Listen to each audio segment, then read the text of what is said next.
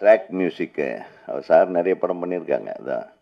So I am very thankful to you. ஏன்னா இந்த மாதிரி புதியவர்கள் எடுக்கிற படத்தை என்கரேஜ் பண்ணுறது மூலமாக அடுத்தடுத்து படம் தயாரிக்கிற நம்பிக்கையை நம்ம வந்து மக்களுக்கு ஊட்டணும்.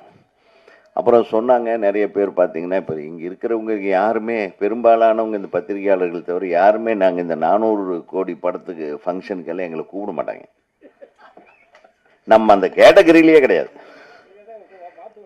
நாங்கெல்லாம் இல்லை இல்லை மாற்றுவோம்ன்றது இல்லை சார். மாறுவது வந்து இயற்கை, மாற்றம் என்பது இயற்கை.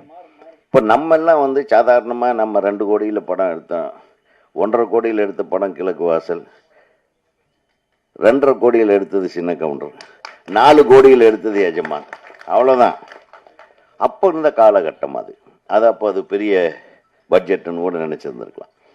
பட் அதையெல்லாம் குறை சொல்ல முடியாது. பட் பொதுவாகவே நாங்கள் என்னென்னா, இந்த மேடையை பொறுத்தவரையிலும் இந்த இடத்த பொறுத்தவரையிலும் எளிமையாக ரொம்ப கஷ்டப்பட்டு ஒரு இந்த திரைத்துறையில் ஏதாச்சும் சாதிக்கணும்னு வழி தெரியாமையோ வழி தெரிஞ்சோ வந்த கடைசியில் கொஞ்சம் மாட்டிக்கிட்டோ வந்த கடைசியில் சுகமாகவும் இந்த பிரசவம் இருக்குது பாருங்கள், ஒரு படத்தை ரிலீஸ் பண்ணுறது அது சுகப்பிரசவமாகவும் இருக்கும், சிசேரியனாகவும் இருக்கு, அப்புறம் பேபி சர்வைவ்டு மதர் டெட்டு அப்படியும் இருக்கும், சிலது மதர் டெட்டு இல்லை பேபி சர்வைவ்டு இருக்கும்.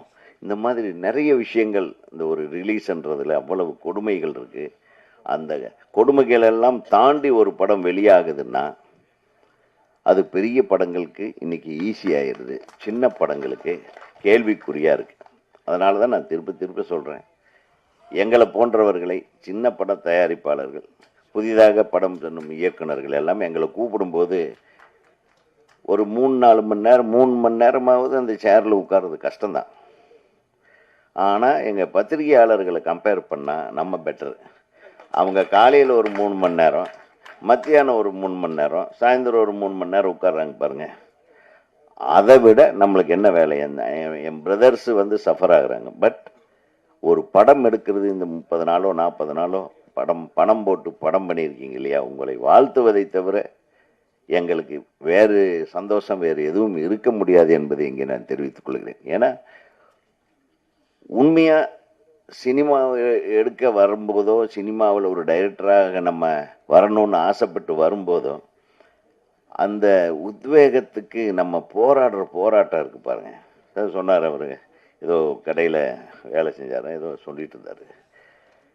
இயக்குனராக அவர் டிரைவராக இருந்தார், லாரன்ஸுக்கிட்ட டிரைவர்.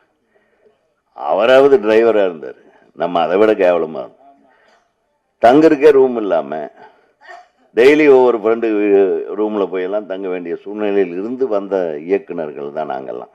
அதனால் கஷ்டப்படுறதுன்றது வந்து இது ஒரு அடித்தளம் மாதிரி, நம்ம போடுற ஸ்டெப்பு அதுதான் ஸ்ட்ரென்த்து. அந்த கஷ்டத்திலிருந்து வந்ததுனால தான் நம்ம வெற்றிகளை கொடுக்க முடிந்தது.